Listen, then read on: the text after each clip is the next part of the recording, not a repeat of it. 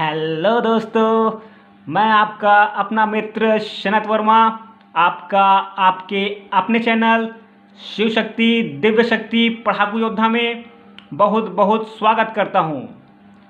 दोस्तों, जैसा कि आपने सिलेबस में देखा होगा वन संरक्षक के उसमें श्वसन वाले चैप्टर में आपके श्वसन गुणांक को भी डाला हुआ है और जिससे बहुत सारे तो नहीं बोलूँगा लेकिन बहुत महत्वपूर्ण प्रश्न बनते हैं और बहुत ज़्यादा नहीं है, कुछ ही प्रश्न हैं लेकिन बहुत महत्वपूर्ण हैं और आगे हम लोग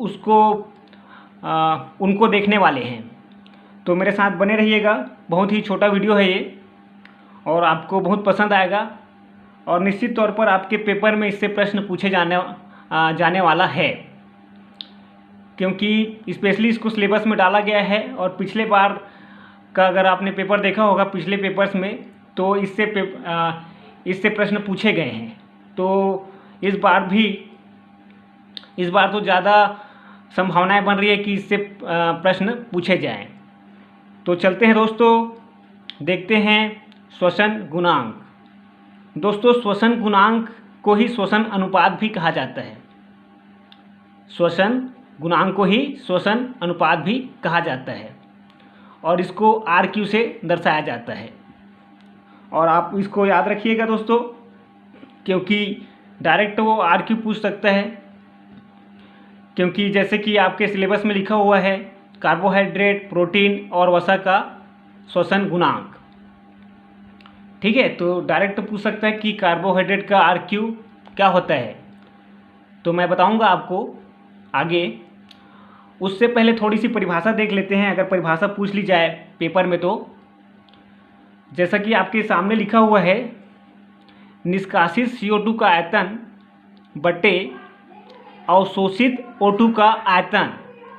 ठीक है, निष्कासित CO2 का आयतन बटे अवशोषित O2 का आयतन, मतलब जितना अवशोषित करेगा O2, ठीक है, उसका आयतन, और ये जो है बटे में रहेगा, और जो निष्कासित करेगा CO2 का आयतन वो ऊपर रहेगा अंश में। ठीक है, और परिभाषा तो बहुत ही आसान लग रही होगी आपको, सच में बहुत आसान है। निष्कासित CO2 का आयतन बटे अवशोषित O2 का आयतन। अब देखते हैं दोस्तों, सबसे महत्वपूर्ण प्रश्न आपके पेपर में बनेगा, जैसा कि मैंने लिख भी दिया है, स्टार लगाया हुआ है, श्वसन गुणांक। या आपसे पूछा जाए श्वसन अनुपात तो भी वही बात है, इस बात को आप लोग याद रखिएगा। और कोई भी प्रकार के अगर हम देखें कार्बोहाइड्रेट का बहुत सारा प्रकार होता है और किसी भी प्रकार के कार्बोहाइड्रेट के पूर्ण ऑक्सीकरण पर श्वसन गुणांक पूछा जाए आपसे या RQ पूछा जाए तो आप डायरेक्ट आंसर आप 1 लगा सकते हैं। आपको विकल्प में 1 मिलेगा, तो बहुत ही आसान होगा आपके लिए। बस याद रखना है आपको कि कार्बोहाइड्रेट के पूर्ण ऑक्सीकरण पर श्वसन गुणांक 1 होता है और कार्बोहाइड्रेट में आपकी स्टार्च आ जाता है। ठीक है, और अगर डाइसैकेराइड की बात करें कार्बोहाइड्रेट के अंतर्गत तो माल्टोज आ जाते हैं, लैक्टोज आ जाता है, और एक चीज़ और होती है सुक्रोज। तो इनके बारे में मैंने आपको पाचन वाले चैप्टर में आपको बताया था कि ये कौन कौन से 2 अणुओं में टूट जाते हैं, और बहुत ही मज़ा आया होगा आपको उस वीडियो में। और मैं इसलिए इनके नाम बता रहा हूँ आपको कि कभी कार्बोहाइड्रेट के बदले उनका नाम दे दे तो आप लोग मत घबराइएगा। वैसे तो डायरेक्ट कार्बोहाइड्रेट पूछेगा, एक तो ग्लूकोज पूछेगा। ग्लूकोज भी कार्बोहाइड्रेट है, लेकिन वो क्या है, सरल कार्बोहाइड्रेट है। ठीक है, जैसे लैक्टोज भी सरल कार्बोहाइड्रेट है, और जैसा कि फ्रक्टोज भी सरल कार्बोहाइड्रेट है। और मैंने बताया था आपको कि पेपर में पूछा जाता है सबसे ज़्यादा मीठा जो है शर्करा कौन सा है, तो मैंने आपको बताया था फ्रक्टोज। ये प्रश्न पूछा जाता है, और शर्करा को ही तो कार्बोहाइड्रेट बोलते हैं दोस्तों, शर्करा को ही तो कार्बोहाइड्रेट बोलते हैं। ठीक है, इस बात को याद रखिएगा। इंग्लिश में शर्करा को शुगर बोलते हैं, ग्लूकोज एक शुगर है।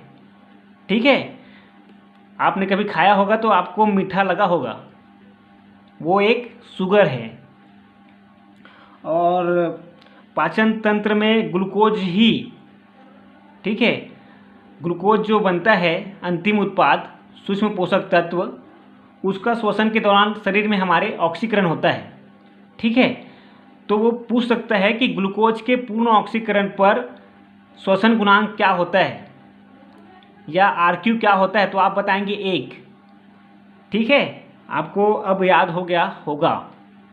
वैसे आप कार्बोहाइड्रेट और ग्लूकोज को ही याद रखिए। ठीक है, और आपसे मेरे ख्याल से पूछा जाएगा कि मनुष्य में जब ग्लूकोज का पूर्ण ऑक्सीकरण होता है तो श्वसन गुणांक क्या होता है, तो मैंने आपको बता दिया 1 होता है। और कैसे होता है देखिए, उसका सूत्र भी मैंने लिख के रखा है आपके लिए। देखिए ये क्या है, ग्लूकोज है। ग्लूकोज का सूत्र अगर कभी आपसे पूछा जाए तो 6 कार्बन होते हैं, ठीक है, 12 हाइड्रोजन होते हैं और 6 ऑक्सीजन होता है, तो C6H12O6। जब हम लोग सांस लेते हैं तो उसके द्वारा ऑक्सीजन अंदर जाती है ना, और इस ऑक्सीजन के द्वारा ग्लूकोज का ऑक्सीकरण होता है। जब ऑक्सीकरण होता है तो कार्बन डाइऑक्साइड हम लोग बाहर छोड़ते हैं। तो कितना कार्बन डाइऑक्साइड, 6 कार्बन डाइऑक्साइड छोड़ते हैं। तो अगर आप सूत्र में फिट करेंगे इसको, ठीक है, सूत्र में क्या था बताइए मुझको, निष्कासित CO2 का आयतन बटे अवशोषित ऑक्सीजन का आयतन, तो दोनों 6 है ना, तो लगभग बराबर आयतन आ जाएगा ना। तो 6/6 क्या आ जाएगा, 6/6 क्या आ जाएगा, 1। तो इसीलिए ग्लूकोज के पूर्ण ऑक्सीकरण पर श्वसन गुणांक या RQ का मान 1 आता है। तो ये सूत्र इसीलिए मैंने आपको दिखाया है कि आखिर होता क्या है।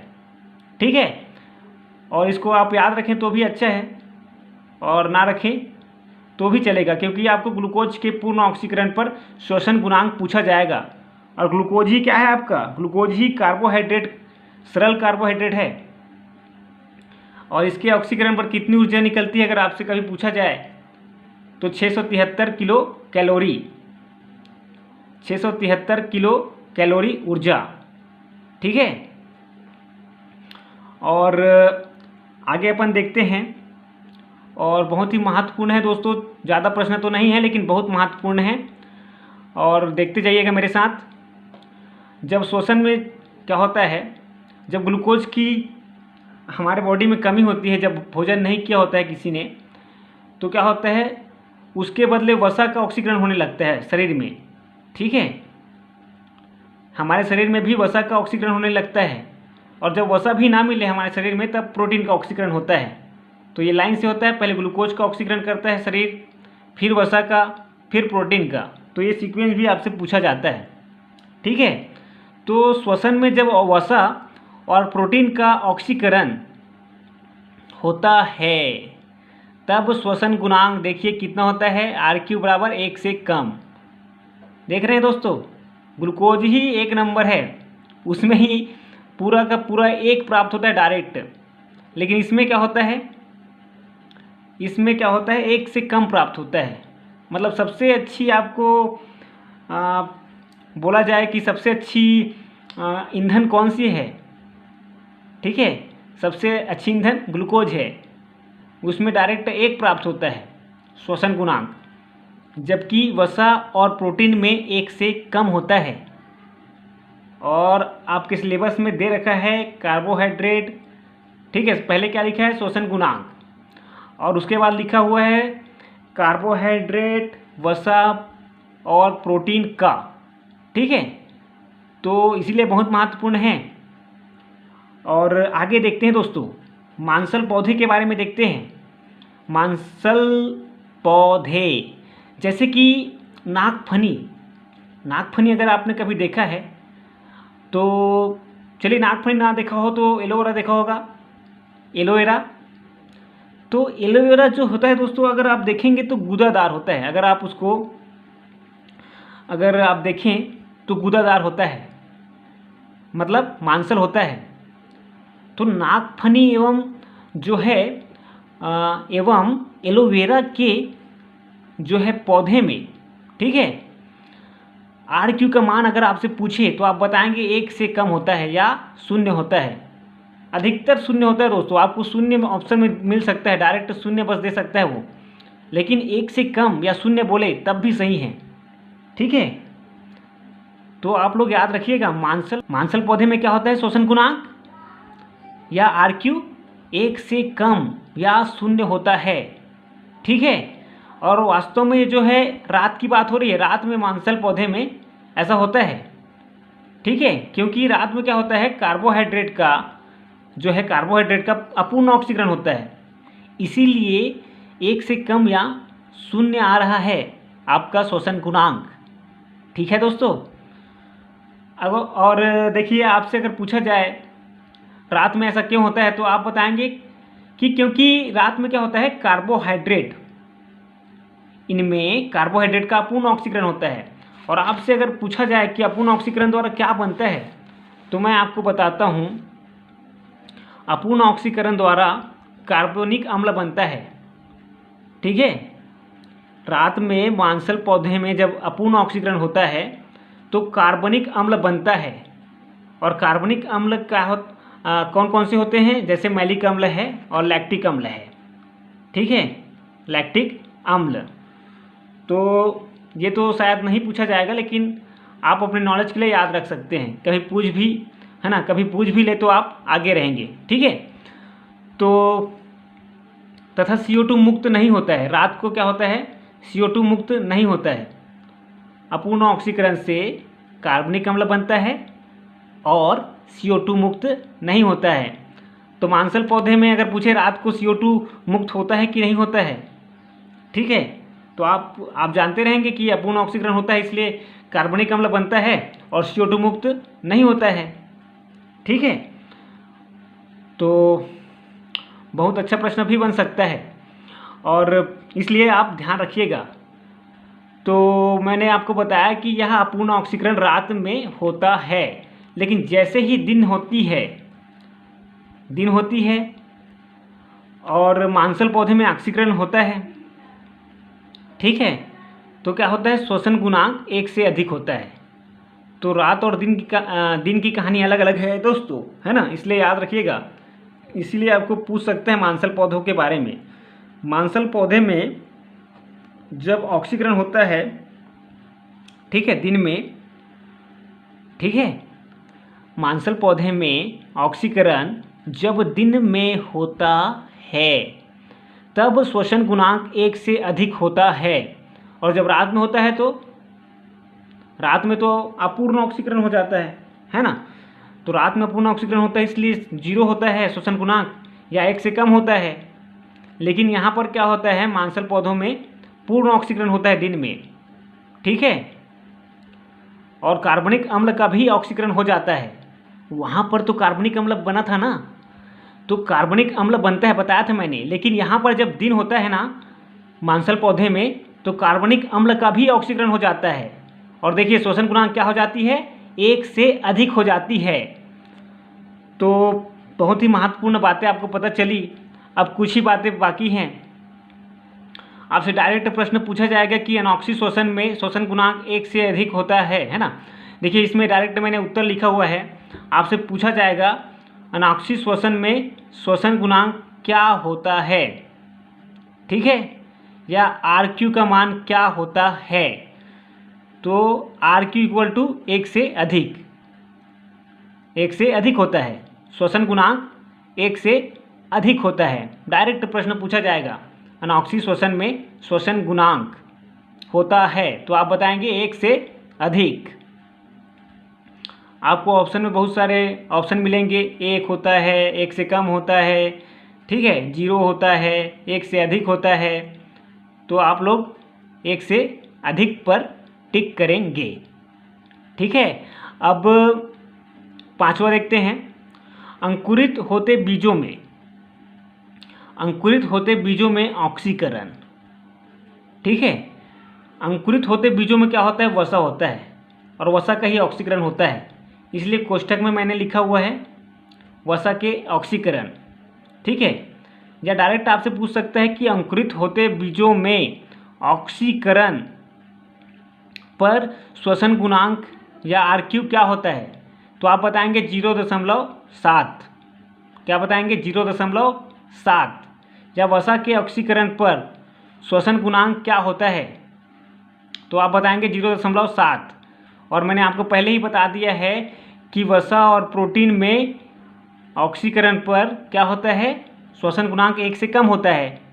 आपको पहले मैंने बताया। दूसरे नंबर पर जैसा कि देखिए दूसरे नंबर पर लिखा हुआ है, दूसरे नंबर पर मैंने नहीं, हाँ दूसरे नंबर पर मैंने लिखा हुआ था, आप देख लीजिए, दूसरे नंबर को पढ़िए और पढ़ने के बाद आपको पता चलेगा। सच में सर ने पहले बता दिया है कि श्वसन में जब वसा और प्रोटीन का ऑक्सीकरण होता है, चाहे मनुष्य में हो चाहे पौधे में हो, ठीक है।